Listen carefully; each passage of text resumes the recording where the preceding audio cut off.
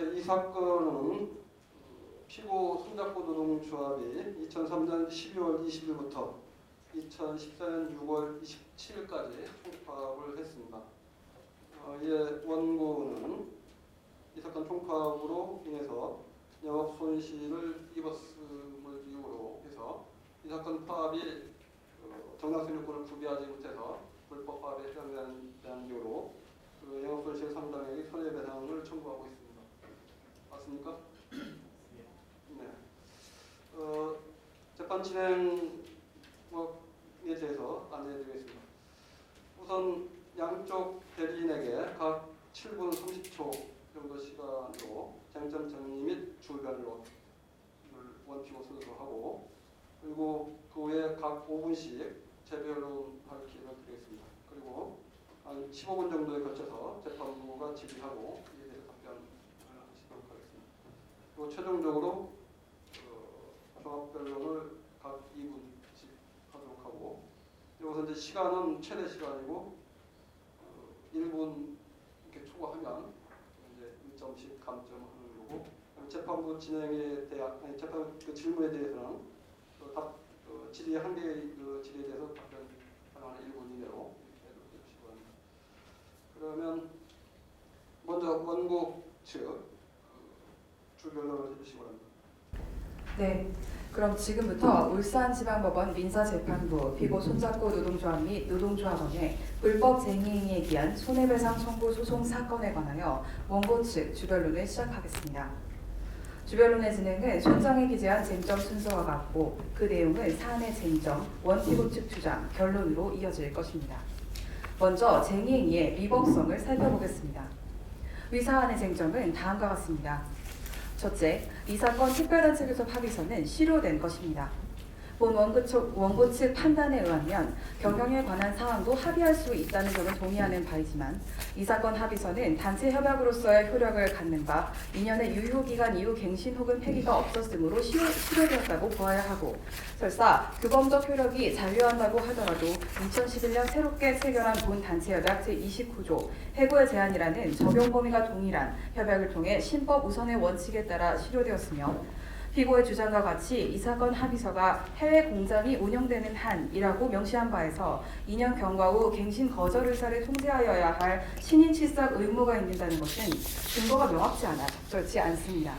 또한 중대한 사정 변경의 사유는 예상할 수 없던 사정의 변경만이 확립된 하나의 기준이 아니며 이미 합의서 체결 당시 세계적인 금융 위기가 발생한 이유라고 하여 합의서 체결 이후 경영 상황은 악화되어만 가는데 2년이 넘게 국내 수주 부진을 겪고 있는 사정이 중대한 사유가 될 수 없다는 것은 도대체 어떤 사유가 중대할 수 있는 것인지 반문하고 싶습니다.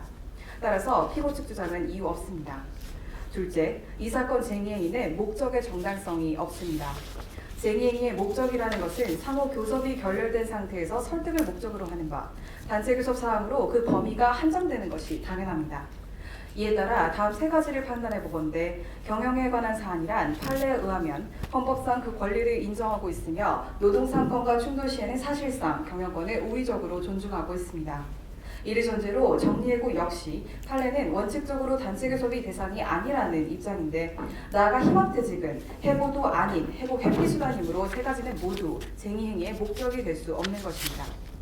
한편 이 사건 정리해고에 대하여 판례가 설시하는 다음 네 가지의 요건의 경우 서면을 통해 충족하였음을 증명한 바 있으나 피고 측 답변에 관하여 긴박한 경영상의 이유가 부존재하다는 주장과 2011년 단체 협약상의 합의 미준수 주장에 대하여 첨언하건대 환율 차익 및 위안화 절상 등으로 영도조선소의 수익 구조가 개선될 것으로 전망되는 것은 말 그대로 전망에 지나지 않아 회사는 항상 그러한 전망의 양면을 고려해야 함이 당연하고, 해외 공장에 4,000명의 신규 인력을 채용할 계획을 갖고 있다는 것은 단순히 노사 간의 문제가 아닌 시장 경제 원리상 소비자를 중심으로 판단하여 해외 공장에는 다행히도 수주 물량을 확보할 수 있었던 덕분에 그러한 영업을 위한 인력 확보가 필요하였을 뿐 수주 물량 건조를 진행하기 위한 경영 상황까지 국내 조선소에 전부 투입해야 하는 의무는 있을 수 없는 것입니다. 또한 단체협약 제29조의 합의에 대한 해석은 피고 측 주장과 같이 경영사항만을 이유로 협의로 해석할 수는 없으나 이 역시 구구도 5380 판결에서 여러 가지를 종합적으로 검토하여 의미를 해석하여야 한다고 그 기준을 설시한 바가 있고 이에 따르면 이 사건 단체협약 부분은 협의로 보아야 함이 마땅할 것입니다. 더군다나 이 사건 쟁의행위는 주된 목적이 희망퇴직 및 정리해고 실시 반대입니다. 다음에 세 가지 측면에서 첫째, 쟁의행위의 찬반 투표 시점과 총파업 개시 시점이 지나치게 상이하다는 점. 둘째, 일전과는 다른 총파업의 형태로 진행한 점. 마지막으로 셋째, 희망퇴직을 실시하자마자 바로 그날 실시한 총파업의 시행일이 그 이유입니다. 따라서 이 사건 쟁의행위는 분명 목적의 정당성을 결여하였습니다. 마지막으로 위법성 판단의 셋째, 나아가 이 사건 쟁의행위는 절차에도 하자가 존재합니다. 판례를 인용하여 피고 노동조합은 희망퇴직 및 정리해고 실시 반대를 위한 목적은 단체협약 체결과 같은 근로 조건의 내용으로서 종래의 목적과 밀접한 쟁의사항이라고 주장합니다. 그러나 본 판례는 피고 측 주장과 같이 단순히 근로 조건이라는 공통점에서 판단한 사안이 아니므로 그 적용은 타당하지 않습니다.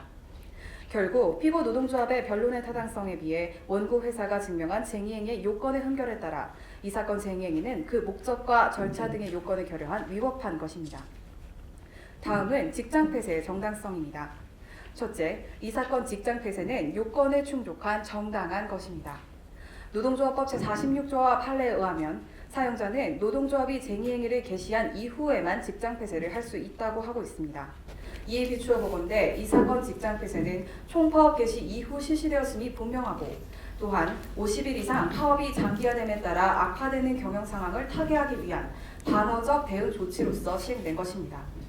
피고 측은 생산 지원 동반을 점거한 평화적 방법의 점거이므로 타격이 없었다고 주장하지만 직장 폐쇄에 있어 상당성은 그 개최 장소만의 기준으로 삼을 수 없고 나아가 생산 지원동을 점거하였다는 것 또한 회사의 시설은 일체적으로 업무 수행에 기여하는 바 파업이 장기화됨으로써 무기 대등의 원칙에 의해 실시한 방어적 직장 폐쇄는 정당한 것입니다.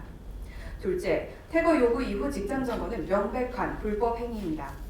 판례에 의하면 쟁의 행위 적법 여부와는 관계없이 사용자는 직장 폐쇄를 시행할 수 있습니다. 따라서 앞서 검토한 바와 같이 적법한 직장 폐쇄를 개시한 이유라면 사용자의 물권적 지배권이 전면 회복되는 바 퇴거 요구 이후 노동조합의 직장 점거는 위법한 것입니다. 따라서 이 사건 직장 폐쇄 이후의 직장 점거 행위는 피고 노동조합 직장 점거의 정당성 주장에 비해 원고 회사의 직장 폐쇄의 필요성이 더욱 인정되므로 정당한 직장 폐쇄에 대한 불법 점거임이 틀림없습니다. 네, 마지막으로 손해배상 책임 규정 및 손해 범위에 대해서 말씀드리겠습니다.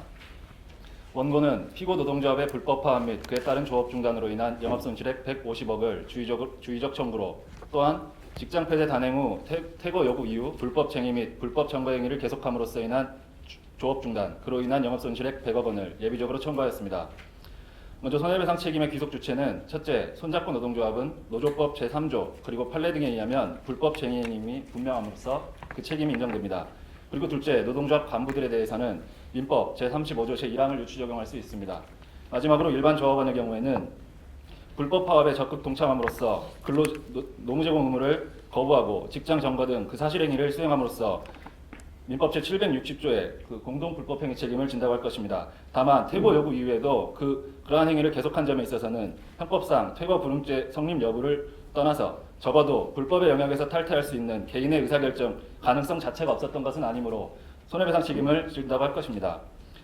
마지막으로 손해배상 범위와 관련해서는 판례는 상당 인과관계에 있는 모든 손해를 말하고 있습니다. 따라서 이에 대한 내용을 보면 회수되지 못하고 있는 매출이익과 고정비 이러한 것들을 청구할 수 있고 그 산정 방법도 전년도 내지 전월 대비 감소분 계산이 가능하며 특별한 사정에 대한 간접 반증이 없는 한 생산품에 대한 매출이익을 추정이 가능하다고 말하고 있습니다. 따라서 조업 중단으로 인한 매출 차질이 이 사건 불법 행위로 인한 손해 발생임이 분명합니다. 이상으로 원고 측 주변론을 마치겠습니다. 참가번호 1006번 피고 측 변론 진행하도록 하겠습니다. 저희는 오늘 이 자리에서 원고의 청구가 소권 남용에 해당할 뿐만 아니라 피고들의 이 사건 쟁의 행위가 정당한 것임을 주장하고자 합니다. 아울러 피고들의 행위가 설령 불법 행위를 구성한다고 하더라도 이 사건 손해배상의 책임의 범위가 줄어들어야 함을 아울러 말씀드리고 싶습니다. 판례는 소권 남용의 요건으로 실질적인 이득이 없으면서도 오로지 상대방을 괴롭힐 목적으로 소가 제기되거나 소 제기 자체가 공서 양속에 반하는 등의 특별한 사정이 있을 것을 요구하고 있습니다. 이 사건의 피고들은 생산직 근로자들로서 원래 많은 임금을 받지 않았던 자들입니다. 더욱이 반년이 넘는 파업으로 인하여 정리해고를 당하였는 바 사실상 현재 피고들은 무자력의 상태에 있다고 할 것입니다. 따라서 이들에게 150억이라는 거액의 배상금을 갚을 능력은 거의 없으며 원고들 또한 이를 잘 알고 있을 것이라 생각합니다. 이 사건 재미행위에 참가자 300명으로 원고는 이 300명 전부에 대하여 가압류를 신청했습니다. 하지만 이 사건 손해배상 청구 소송의 피고들은 150명입니다. 이 사건의 피고가 된 150명과 그렇지 않은 150명의 차이는 오직 한 가지입니다. 회사의 권유에 따라 노조를 탈퇴했는가 여부입니다. 저희는 이것이 회사가 이 소송의 진정한 목적이 손해의 전부에 있는 것이 아니라는 것을 상징적으로 보여주는 것이라 생각합니다. 이 소송의 진정한 목적은 노조의 활동에 대한 보복입니다. 원고에게는 권리남용 의사와 사법 절차를 이용하여 노조의 활동을 탄압하려는 부당노동 행위 의사가 모두 인정됩니다. 이에 본 피고 측은 재판부에게 본 소송의 각하를 요청드리는 바입니다. 다음으로 원고의 청구가 권리남용에 해당하지 않는다고 하더라도 이 사건 피고들의 쟁의행위는 적법한 것이므로 원고의 청구를 전부 기각해달라고 요청드리고 싶습니다. 판례는 쟁의행위의 목적이 여러 가지일 때 주된 쟁의행위의 목적에 따라 전체 쟁의행위의 정당성을 판단합니다. 이 사건 쟁의행위의 목적은 임단협 체결과 정리해고 철회였습니다. 원고들은 이 사건 쟁의행위의 주된 목적이 정리해고 철회에 있다고 주장합니다. 하지만 원고들의 주장과 달리 이 사건 쟁의행위의 주된 목적은 임단협 체결이었습니다. 사실관계를 비춰보시면 아시겠지만 지난 2012년부터 임단협 체결을 위하여 회사와 노조 간에 계속된 협상이 있어 왔습니다. 다만 그러한 교섭이 답보 상태에 빠지게 되자 노조는 총파업을 결의하게 되었고 이를 위한 찬반 투표를 진행한 상태였습니다. 따라서 이 사건 정리해고 실시와 무관하게 피고들은 임단협 체결을 위하여 총파업을 이미 결의한 상태였습니다. 총파업에 이르기 직전에 회사에게 요청한 문건에서 단체 교섭을 위한 서류를 요청한 것을 보더라도 피고들이 임단협 체결을 요구한 것이 단순히 명목상의 목적은 아니었음을 간증하고 있습니다. 대법원은 이 사실관계와 유사한 사안에 대해서 회사와 노조가 장기간 진지한 교섭을 근로조건에 대하여 벌여왔다면 이후에 새로운 쟁의 사항이 추가되었다고 하여 그 기존에 논의되었던 근로조건에 대한 이야기가 부차적인 것이 되는 것은 아니라고 판시한 바 있습니다. 이러한 점들을 모두 종합하여 볼 때 피고들의 이 사건 쟁의행위는 정리해고 실시와 무관하게 쟁의행위에 나아갔을 것임을 인정할 수 있으며 따라서 전체 쟁의행위가 부당하다는 결론에 이를 수는 없을 것입니다. 이어서 변론을 계속하겠습니다. 정리해고라 할지라도 경영상 필요 없이 불순하게 이루어진 경우 쟁의행위의 대상성이 인정됩니다. 이 사건 정리해고는 원고들이 그저 이윤을 누리기 위한 전략에 불과합니다. 피고들의 서류 제출 요구에 묵묵부답으로 일관한 것은 스스로 당당하지 못했기 때문입니다. 그런데 만약 경영상 필요를 변론으로 하더라도 이 사건 정리해고는 경영상 필요가 없는 정리해고에 준하는 부당한 정리해고입니다. 원고가 스스로 그 사람의 약속을 어긴 것이기 때문입니다. 원고는 2010년 특별단체교섭 합의서에서 정리해고를 하지 않기로 합의한 바 있습니다. 이에 대해 원고 측은 협약이 노조법상 유효기간 2년을 도과하여 실효되었다고 주장할 것입니다. 협약의 내용은 해외 공장이 존재하는 한 국내에서 정리해고를 금지하는 것입니다. 그런데 협약이 체결된 뒤 2년이 도과된 시점에서 쟁의행위에 이르는 시점까지 원고는 갱신 내지 파기에 대해 어떠한 언급도 한 적이 없습니다. 피고가 지금까지 특단협이 유효할 것이라고 믿은 것은 정당한 신뢰로 보호되어야 할 것입니다. 설령 단체협약이 실효되었다고 하더라도 개별적인 근로조건에 관한 부분은 근로계약의 내용이 됩니다. 정리해고는 근로계약을 종료시키는 것이므로 역시 근로조건에 해당합니다.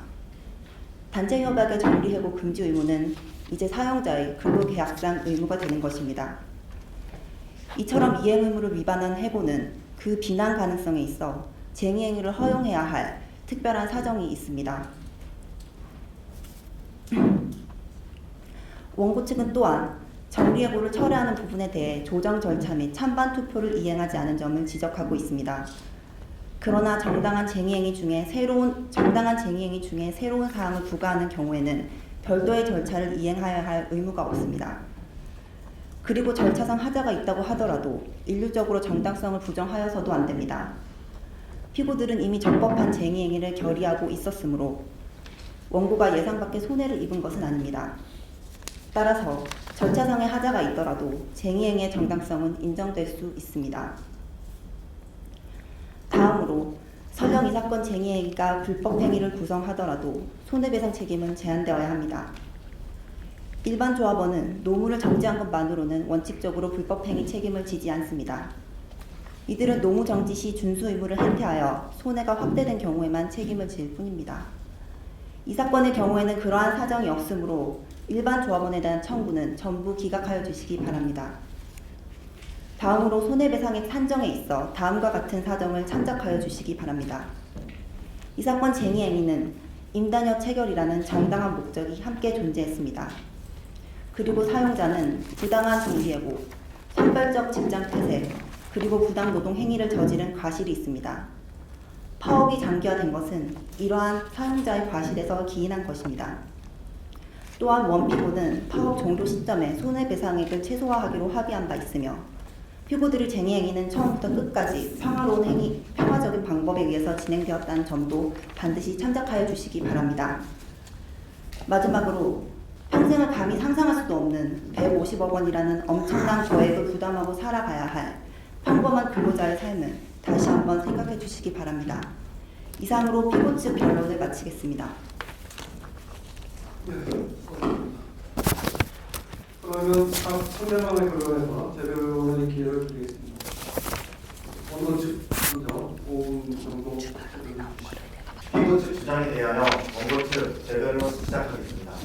피고 측은 첫째, 소권 남용으로 강파를 주장하는데 이는 민사소송의 본질에 따른 재판정의 현명한 판단을 부탁드립니다. 둘째, 쟁의행위의 주 목적에 대해서 주변론에 설치하셨다시피 쟁의행위 찬반 투표는 9월에 하고 노동조합법상 조정 절차를 거친다면 10일 내지는 15일 이후에 바로 쟁의행위를 할 수 있는데 수개월이 지난 후에 쟁의행위를 시행하였습니다. 쟁의 태양이 과거처럼 준법투쟁이나 피켓팅이 아니라 사업장을 점거하는 통파업이었다는 점, 그리고 실시 시점이 인력 감축 통보와 희망퇴직이 있자마자 바로 당일날 통파업을 실시했다는 점에서 비춰봤을 때 주목적은 희망퇴직과 정리해고 실시 반대임이 명확합니다.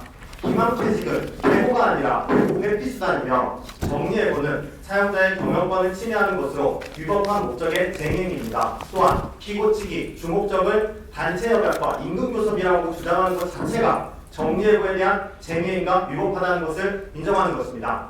특별합의서의 합의에 대해 효력에 관해서는 주변론에 설명한 것처럼 2010년 합의서와 2011년 단체협약 간의 신법 우선의 원칙, 중대한 사정변경, 합의서 내용의 규범 조화적인 해석을 통해서 볼 때 이미 2010년 단체교섭 체결과는 다른 중대한 사정변경이 있습니다. 따라서 구구도 5380 판례처럼 단체협약의 합의의 진정한 의미 역시 의견개진의 기회와 함께 성실한 협의로 해석해야 합니다. 또한 피고 측이 인용한 단체협약 27조의 합의는 정리해고 조항이 아닌 조합원 보호조항입니다. 29조의 병영상 해고와는 본질적으로 다르며 피고 측이 인정한 29조에 따른 협의는 충분히 하였습니다. 정리해고 요건에 관해서 2011년 이후 수주를 한 건도 못하였고 해고 회피를 위한 행정직 임원의 성과급 반납, 원가 절감의 노력, 작업 방식의 개선의 노력을 충분히 하였으며 해고 대상자 선정에 있어서 합리적이고 공정한 기준을 노동조합에 요청하였으며 사전 통보와 협의는 14차례에 걸쳐서 요청과 협의를 하였습니다. 이로써 정리해고 요건은 적법하게 모두 충족되었다고 판단됩니다.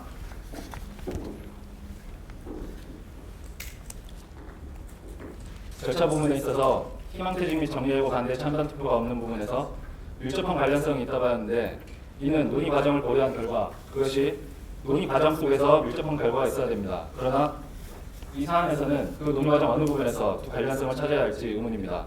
그리고 또한 피고는 직접 생산 시설이 아닌 생산 지원용 등에 대한 부분적 정보를 하였다는 점, 그리고 원고가 직장 폐쇄를 함에 있어서 선별적으로 직장 폐쇄를 하였다는 이유로 정당한 직장 폐쇄가 아님을 주장하고 있습니다. 그러나 장소의 문제만이 아니라 노사교섭 태도를 중심으로 쟁의행위의 태양, 그 경과에 따른 사용자가 받는 타격의 정도 등 종합적인 고려가 필요한 상황입니다. 이 사건에서와 같이 총파업이 50여일 넘도록 장기화되는 과정에서는 사업장 내 모든 시설과 설비는 총체적으로 원고의 업무 수행에 영향을 미치는 것이라 할 수 있습니다. 따라서 이에 대하여 원고는 선별적으로 근로 제공 의사가 있는 근로자와 그렇지 않은 근로자를 구분하여 직장 폐쇄와 퇴거 요구를 할 수 있는 것입니다. 따라서 원고의 직장 폐쇄는 사후적이고 방어적인 요건을 충족하고 있습니다. 다음으로 손해배상의 축소에 관해서 말씀드리겠습니다. 조선업을 영위하는 이 사건 원고 사업장의 성격은 생산직 근로자들이 노무 제공을 멈추는 순간 바로 생산에 차질이 생기는 곳입니다. 그러므로 당시 조업 중이던 물량에 대한 건조 기일 및 완성품 건조에 차질이 생긴다면 그로 인한 영업 손실액은 상당 인과관계에 있는 직접 손해라고 할 것입니다. 다음으로 손해배상 책임에 대한 최소한 노력에 대해서 말씀드리겠습니다. 이에 대하여는 회사 역시 회사의 위기 극복에 동참하고자 하는 조합원에게는 소치화 및 가압류 해제 노력을 꾸준히 해왔습니다. 다만 배상액 감축은 개별적으로 민법 765조에 따라 가능한 별도의 절차에 따라서 재판부의 결정에 의한 별도의 절차가 이루어질 수는 있을 것입니다. 이상으로 원고 측 재변론을 마치겠습니다. 네, 피고 측 재변론 시작하도록 하겠습니다. 우선 이 사안에서 가장 중요하게 논의되어야 하는 저희 쟁의 행위의 목적의 정당성 부분에 대해서 먼저 말씀드리도록 하겠습니다. 지금 원고들은 피고들의 단체 교섭 및 임금 교섭을 위한 쟁의 행위 찬반 투표와 총파업 시점이 상이한 점, 또한 단체 교섭 및 임금 협약만이 주된 목적이었다면 쟁의 행위의 형태가 달랐을 것이라는 점, 또한 이 사건 쟁의 행위에 돌입한 시점에 의문을 제기하시면서 저 피고 측의 쟁의 행위가 목적의 정당성을 결하였다고 주장하고 있습니다. 이에 대한 저희의 답변은 이와 같습니다. 저희는 이전까지 피켓팅, 준법쟁의 등을 통해서 교섭의 진전을 기대하고 있었습니다. 하지만 진전을 전혀 보지 못한 피고들이 보다 효과적인 쟁의 수단을 모색하는 것은 당연한 귀결입니다. 총파업 시기는 2012년 11월의 쟁의행위와 유사한 시기인 2013년 12월에 시작되었습니다. 총파업 준비 과정에서 예상치 못한 인력 구조 조정에 대처하기 위해서 시기가 다소 늦어진 것은 사실이지만 예년과 비교해 봤을 때 그렇게 멀리 떨어진 시점에 총파업이 진행된 것은 아닙니다. 판례 역시 근로조건 개선을 위한 요구를 이전에도 계속해왔고 노사 간 진지한 교섭을 장기간 벌여왔다면 근로조건 개선을 위한 목적은 부차적 목적으로 볼 수 없다고 판시하고 있습니다. 또한 총파업 과정에서 정리해고 철회 요구가 두드러지고 쟁의 종료를 위한 합의서 내용 역시 정리해고에 관한 내용이 주를 이루었던 것은 정리해고의 실시 여부가 조합원들에게 보다 민감하고 시급한 문제였기 때문입니다. 이에 비해 인담협의 체결은 세부적인 내용의 합의가 필요하고 파업 종료 이후에도 장기적 계획하에 추진해 나갈 사안이기 때문에 합의서에서 중요한 쟁점이 되지 못했을 뿐입니다. 인담협을 통한 근로조건의 개선이 총파업의 진정한 목적 중 하나임은 명백한 사실입니다. 판례의 기본적 법리에 따르면 인담협 체결만을 요구하기 위해서 쟁의행위에 나아갔더라면 피고들의 쟁의행위는 목적의 정당성이 인정되어 손해배상 책임이 면제되었을 것입니다. 따라서 피고들의 쟁의행위는 목적의 정당성을 인정할 수 있다고 주장합니다. 또한 두 번째로 특별단체 교섭 합의서에 대한 원고의 주장에 대한 답변 드리도록 하겠습니다. 우선 원고 측은 2011년 단체 협약과의 관계, 급격한 사정 변경, 합의서 내용에 대한 해석을 고려했을 때 긴박한 경영상 필요에 의한 적법한 정리해고 실시였으며 이 사건 쟁의행위는 목적의 정당성을 결여한 것이라고 주장하고 있습니다.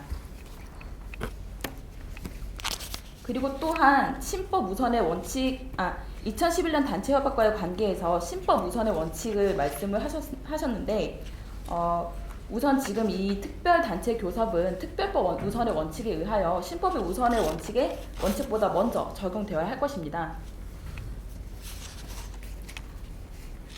또한 이 사건 특별단체 협약은 이미 실효되었고 실효된 특별단체 협약을 신의칙상 효력을 인정해야 될 필요성이 존재하지 않는다라고 주장하셨습니다.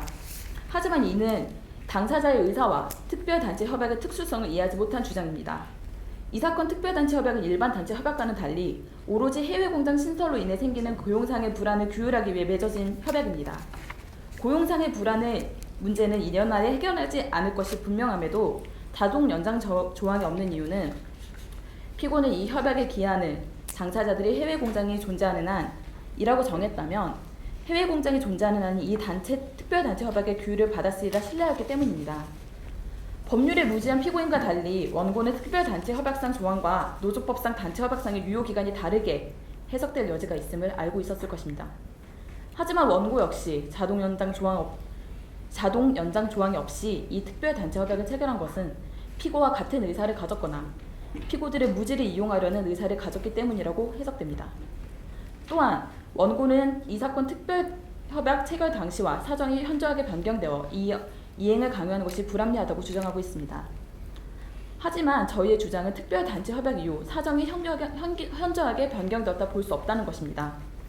동종업계 다른 기업이 수주를 하고 있는 상황, 또 환율 상승 등의 원인으로 원자재 값이 많이 하락한 상황, 해외 공장에 4,000명의 신규 인력을 채용한 상황 등이 존재함에도 회사는 일방적으로 경영상 어려움이 있다고 주장하고 있습니다. 노조는 경영상의 어려움을 증명할 자료 제출을 요구했지만 회사는 이 요구를 받아들이지 않고 있습니다. 이런 재반 상황을 고려했을 때 특별단체 협약 이후 현저히 사정이 변경되었다고 볼 만한 증거가 없습니다. 예, 시간 다 쓰셨습니다. 네, 그러면 양쪽 의견 들었습니다. 수상공 질의에 대한 한 가지씩만 여쭙겠습니다. 원고회의는 지금 이제 서면이나 아까 주장하신 걸 보면 이 사건 특별단체 교섭 합의서의 효력은 정리해고의 정당성과 관련해서만 논하고 계신 것 같아요. 그런데 혹시 그 정리해고의 정당성 여부와 별개로 이 사건의 주된 청구 원인인 쟁의행위의 정당성과 특별단체 교섭 합의서의 효력의 관계는 법리적으로 어떠한지에 대해서 주장이 있으시면 간단하게 말씀해 주셨으면 좋겠고요. 피고들에 대해서는 지금 주된 목적에 대한 주장을 계속 하고 계시는데 약간 앞뒤에서 조금씩 다르게 함께라는 말씀도 하시고 그다음에 합의서에서 한 것처럼 조합원들이 정리해고 문제를 훨씬 더 민감하게 받아줬을 것이라는 말씀을 하시는데 주된 목적이라고 하려면 잘 아시다시피 그 목적이 없었더라면 쟁의행위로 나아가지 않았어야 한다는 기준이 있습니다. 그럼에도 불구하고 이런 인사력 체결이 주된 쟁의행위 목적이라고 주장하시는 건지 아니면 그동안 판례와는 달리 주된 목적이 여러 개가 될 수 있고 정리해고와 같이 또 주된 목적이라는 취지이신지 그렇다면 그 근거는 무엇인지 간단하게 설명을 도출해 주셨습니다.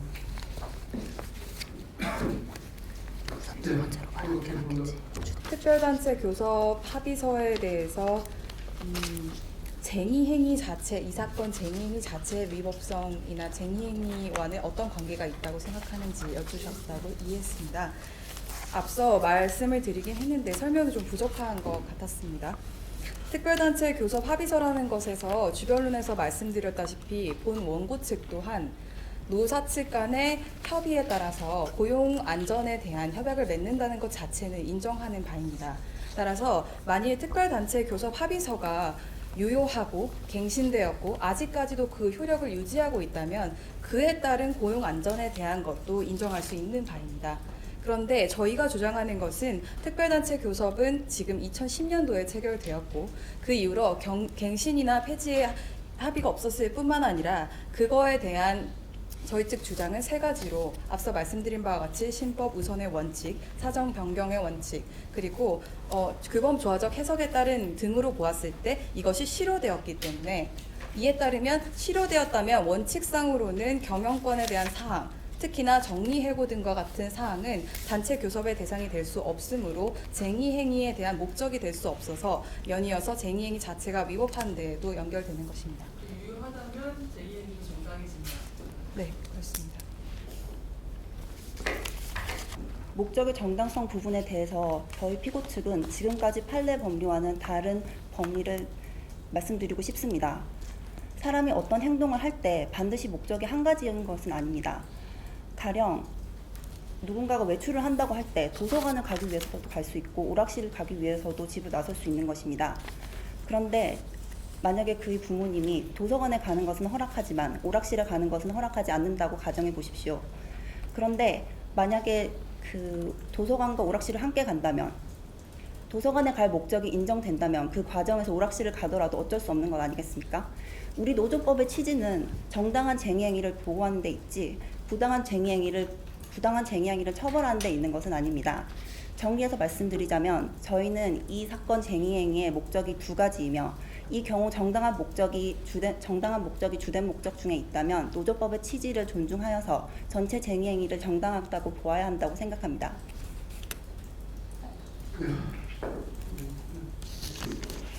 보충해도 괜찮겠습니까? 아니면 괜찮습니다.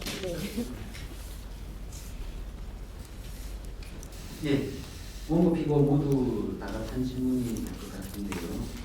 이 사건에서 손해배상 청구를 하는 근거가 우리나라에서는 크게 이제 손해배상 청구를 할 수 있는 근거가 크게 두 가지죠. 채무불이행과 불법행위. 이 두 가지 중에서 어느 것을 지금 주장하고 있는 것이 다시 한번 말씀해 주시고, 만일 채무불이행이 아니라 불법행위라면은 왜 단순한 채무불이행이 불법행위가 되는 근거가 무엇이고, 판례상 근거가 있다면 판례상 근거, 아니면 논리상으로나 법리상으로 주장을 할 수 있으면 해주시고요.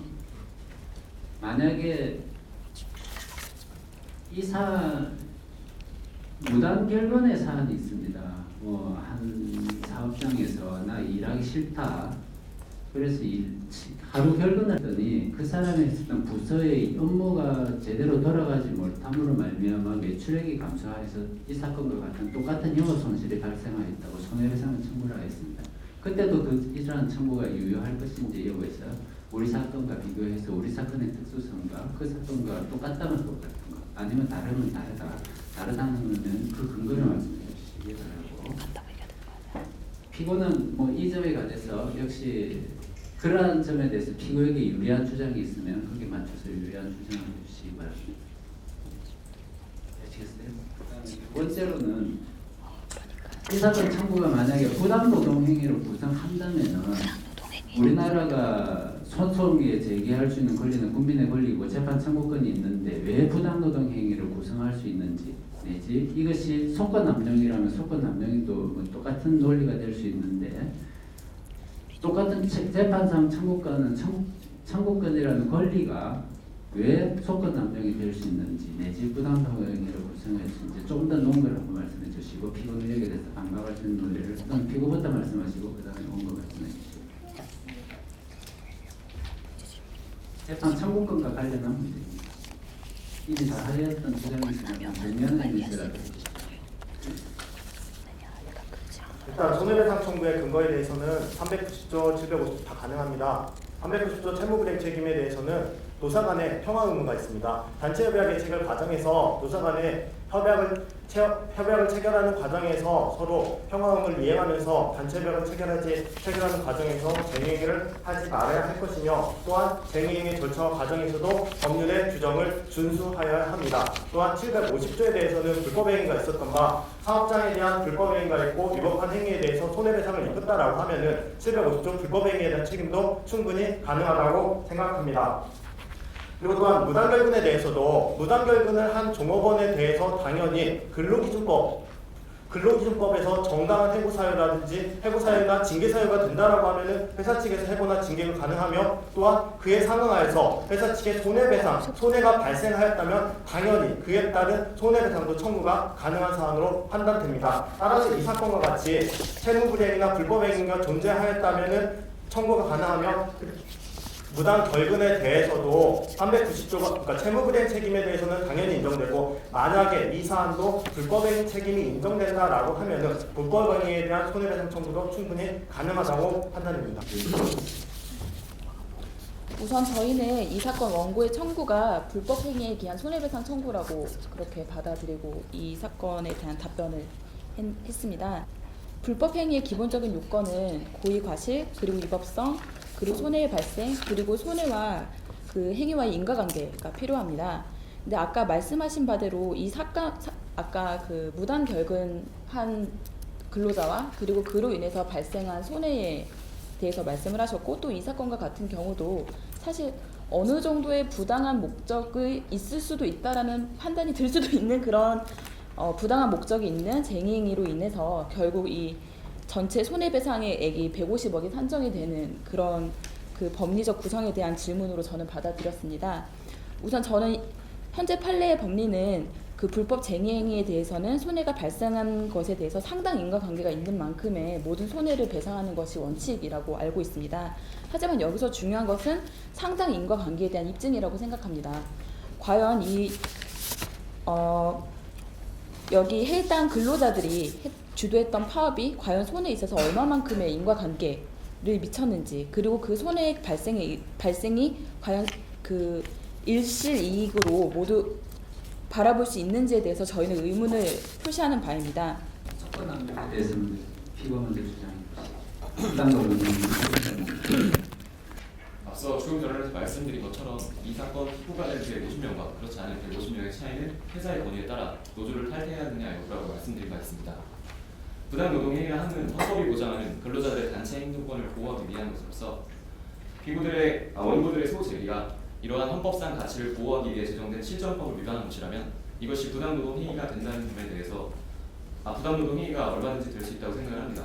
실정법에서 부당 노동 행위의 유형을 구체적으로 특정하지 않고 있는 바, 그렇다면 소의 제의 자체가 부당 노동 행위가 될 수 없다고 할 수 없을 것이라 생각을 합니다.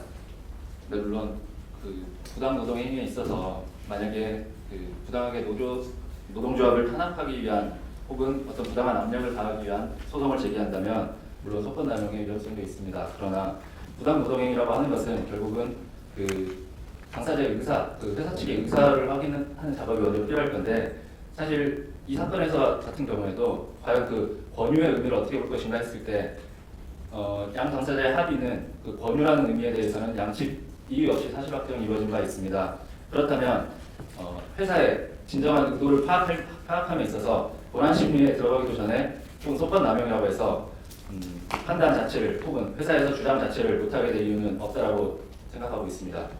부당노동행위는 노동조합법 81조에 유형이 열거되어 있습니다. 그 유형에 따라서 부당노동행위 여부를 판단하며 부당노동행위가 해당한다라는 것 자체는 노동위원회의 결정을 거쳐서 소송으로 진행되어야 합니다. 이 사건 민사소송과는 전혀 별개의 절차이며 이 절차를 거친다는 것 자체가 이 사건에서 주장하는 것 자체는 좀 이 사건과는 본질이 맞지 않다고 생각을 하고 있습니다. 또한 부당노동 행위에 대해서는 그 근로자 또는 노동조합이 부당노동 행위와 부당노동 의사가 있었다는 것을 입증할 책임이 있습니다. 또한 그리고 판례에 의하면은 사용자가 그 근로자가 못마땅하다는 이유로 그 노동조합의 활동을 못마땅하다는 이유로 해서 해고를 시킨 사안에 대해서 이것이 징계권 남용에 대해서 부당노동 행위가 단정된다라고 판시를 하였습니다. 따라서 부당노동 행위는 이 사건과는 좀 별개의 사안이고 이게 판단은 좀 다르다고 생각합니다.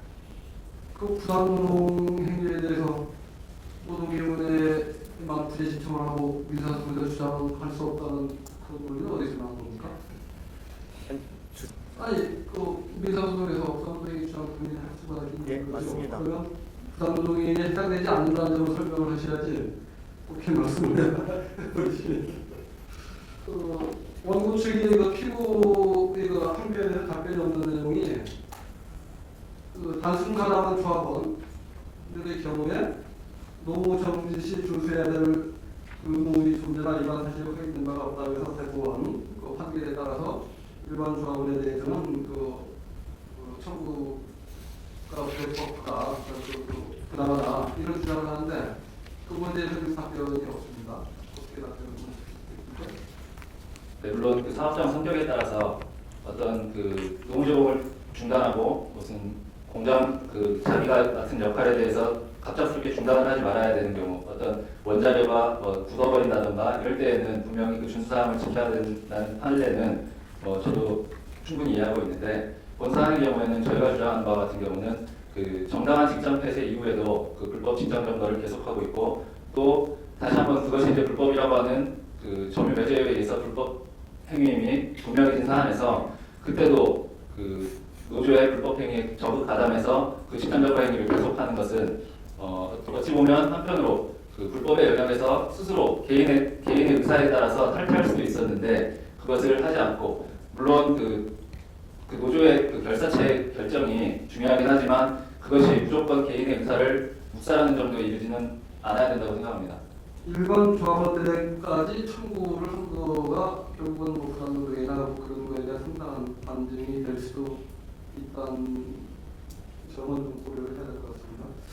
그다음에 피고 측도 원고 측의 주장에 대한 답변이 없는 부분이 예정 청구를 하는 부분이 있습니다. 그러니까 저는 직장 폐쇄 이후 사업장 투표 요구에 불응하고 계속 점거하는 부분에 있어서는 그 이유는 그 불법 점거에 해당되기 때문에 적어도 그 이후에 발생한 이 손해에 대해서는 배상 책임이 있다. 이 부분에 대해서는 별도의 답변이 없는데 그 부분에 대해서 말씀해 주신 바와 같이 직장 폐쇄 이후에 계속 생산지원금을 점거하고 있는 행위가 불법 행위를 구성하는 것 아니냐고 말씀하셨는데, 저희가 주장하는 바는 이 사건 진행 행위가 유효한 특별단체 협약을 위반한 정리해고에 대해서 그 무효를 다투는 쟁의행위이기 때문에 쟁의행위가 정당함을 판단하고 있습니다. 정당한 쟁의행위 와중에는 직장 폐쇄를 한다 하여 쟁의행위에 참가한 사람들이 퇴거할 이유가 없으면 이것이 퇴거 불응죄를 구성하지 않는다는 판례 또한 존재하고 있습니다. 또한 원고 측의 직장 폐쇄는 선별적으로 이루어진 직장 폐쇄로서 쟁의행위에 참가한 사람들에 대해서만 선별적으로 지목되었습니다. 이는 방어적이고 수동적인 의미의 직장 폐쇄가 아니라 공격적이고 노동자들의 단체 행동을 와해시킬 목적을 가진 부당한 직장 폐쇄라고 할 것입니다. 직장 폐쇄의 그 정당성이 부정되어야만 손해배상 청구가 이유가 없다 이렇게 되는 겁니까? 직장 폐쇄가 정당하다 하더라도 손해배상 청구는 문제가 있다. 이런 점에서는 뭐 별도로 주장할 건 없습니까? 뭐 한 가지 주장만 원칙적인 주장을 해서 그게 받아들이면 뭐 가장 최선이겠지만, 만약에 직장 폐쇄가 정당한 걸 평가받을 경우에도 뭔가 이렇게 답변을 준비하고 있어야 되는 거 아닌가요? 직장 폐쇄는 사용자에게 인정되는 쟁의행위이고 총파업은 노동자에게 인정되는 쟁의행위입니다. 두 쟁의행위의 정당성이 맞붙었을 때 어느 쪽 두 가지가 모두 정당하다면 어느 한쪽에 대해서만 손해를 물어서는 안 된다고 생각합니다. 만약 정당한 직장 폐쇄라고 하더라도 이것이 노조의 쟁의가 정당할 경우에는 면책 조항은 배제할 이유가 되지 않습니다. 직장 폐쇄 후에 노동조 조합원들이 퇴거하지 않음으로 인해서 회사 쪽에 추가적으로 발생한 손해가 있습니까? 네, 저희는 그 입법으로 인해서 거기에 상당히 과하게 있는 그 별도의 손해 이런 부분이 특정할 수 있나요?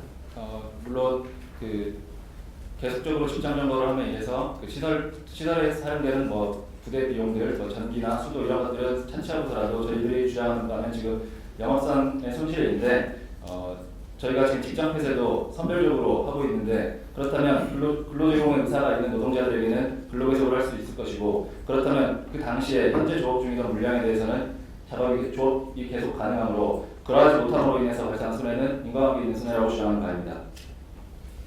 네, 그럼 양쪽에 마지막으로 한 가지씩만 그 같은 걸 질문하면 제가 좀 의견을 좀 듣겠습니다.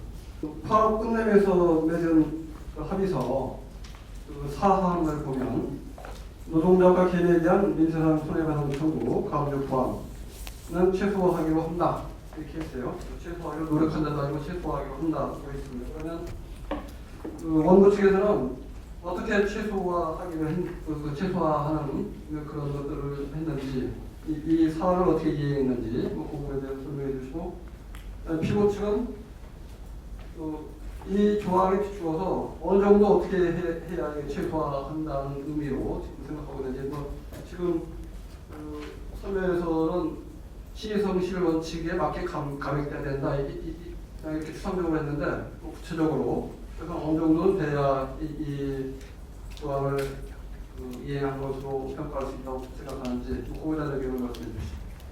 먼저 본거 말씀하신 바와 같이 파업을 종료하면서 노사 간 합의서를 체결한 바가 있습니다.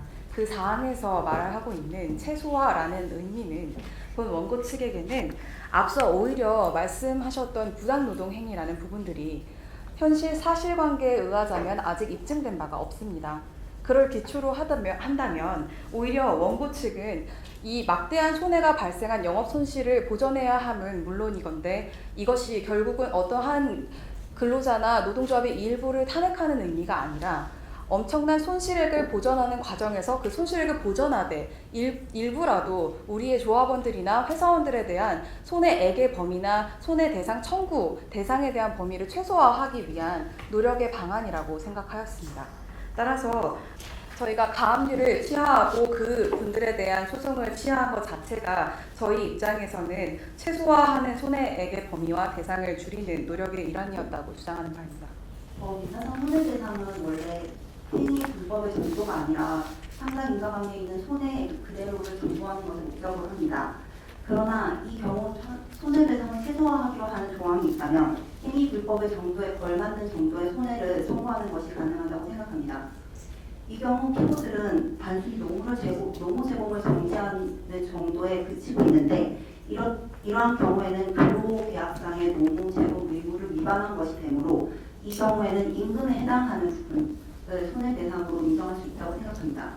실제로 베트남 같은 경우에는 임금의 3달치 정도를 손해배상액으로 인정하고 있는 것으로 알고 있습니다.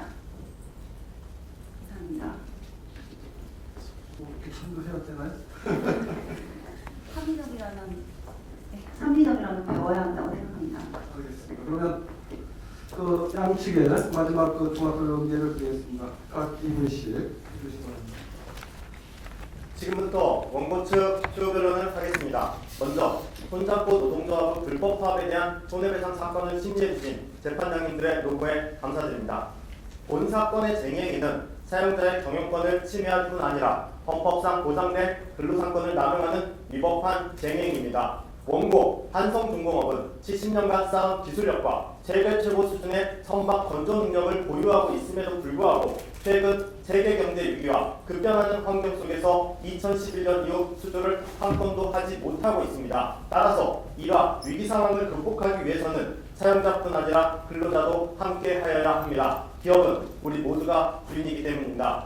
하지만 피고 노동조합은 회사와의 대화를 단절한 채 위기 극복 노력에 동참하지 않고 불법 파업을 단행하였습니다. 피고 노동조합은 특별 합의서의 효력을 주장하나 교섭 체결 당시와 상당한 사정 변경이 있었기에 이미 실효되었습니다. 쟁행의 주 목적은 희망퇴직과 정리해고인데 이는 사용자의 경영권에 대한 명백한 침해이며 부당한 요구를 하는 것입니다. 쟁행의 절차에서도 찬반 투표도 없었으며 사용자의 적법한 직장 폐지에 대응하여 위법한 정거를 계속하였습니다. 따라서 쟁행위는 위법하며 그에 대한 손해배상 책임을 지어야 합니다. 노사 양측의 이해와 요구는 서로 충돌하는 경우가 적지 않습니다. 우리 노동계의 역사는 그 충돌 지점에서 협상을 통한 양보와 타협의 산물로서 발전해 왔습니다. 하지만 그러한 기회를 지나치고 불법의 영역에 들어가 어느 한쪽에 막대한 손해를 끼친다면 그에 대한 책임은 더욱 엄중해야 할 것으로 생각합니다. 이 사건 손해배상 청구에 있어서 재판장님의 사력있고 현명한 판결을 부탁드립니다. 감사합니다. 네, 수고하셨습니다. 피고 측 처음에 해주시죠. 존경하는 재판장님, 그리고 이 자리에 계신 여러분, 이미 제출한 서면과 변론을 통해 저희의 법리적 다툼을 충분히 다루어졌다는 전제하에 저는 마지막으로 이 자리에 있는 피고들에 대한 이야기를 해보려고 합니다. 2012년 인단결 체결을 위한 준비부터 이 사건 총파업까지 피고들의 쟁행에는 불법의 여지가 없었습니다. 그런데 마치 태풍의 눈처럼 피고들의 쟁행을 모두 불법으로 만들어버리려는 한 단어가 있습니다. 바로 정리해고입니다. 정리해고를 반대한다는 문구 한마디는 파업에 참여했던 피고들을 해고의 대상으로 또 불법 파업의 참가자로 만들려 하고 있습니다. 원고는 자신이 특별단체 협약을 통해 약속했던 고용안전협약을 철저히 모른 척하고 있습니다. 또한 이 사건 정리해고는 긴급한 경영상의 이유가 아닌 더 많은 수익을 위해 근로자를 희생하는 부당해고입니다. 원고는 자신의 책임은 전혀 고려하지 않은 채 피고에게 150억이라는 거액의 손해배상 청구를 하였습니다. 231만 원의 평균 임금을 받는 근로자가 일체 먹지도 쓰지도 않은 채 150억을 받기 위해서는 약 2,482개월, 즉 540년의 시간이 걸립니다. 평생을 성실하게 산다 해도 감당할 수 없는 빚이 존재한다는 사실은 피고들에게서 삶의 희망을 빼앗기에 충분합니다. 이미 앞서 수많은 근로자들이 과도한 손해배상을 견디지 못하고 목숨을 잃어왔습니다. 이미 오랜 시간 임금을 받지 못한 피고들은 이 사건을 기한 가압류의 존재로 생계의 고통을 겪고 있습니다. 일하던 직장을 잃었고 뜻을 함께했던 동료들은 회사의 손벌떡 속죄기로 멀어졌습니다. 어쩌면 해고는 살인이다라는 보호가 점점 현실화되어가는 과정을 피고들은 겪어야 할지도 모릅니다.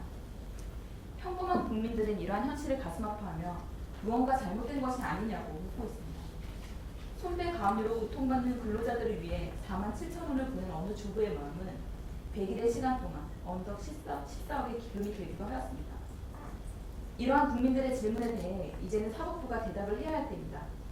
그리고 그 첫걸음은 근로자로서의 권리를 행사했다는 이유로 감당할 수 없는 손해배상 청구를 받은 피고들에게 소각화 또는 정부기각 판결을 내려주는 것으로 시작되어야 할 것입니다. 들어주셔서 감사합니다. 수고하셨습니다. 이것으로 마치도록 하겠습니다.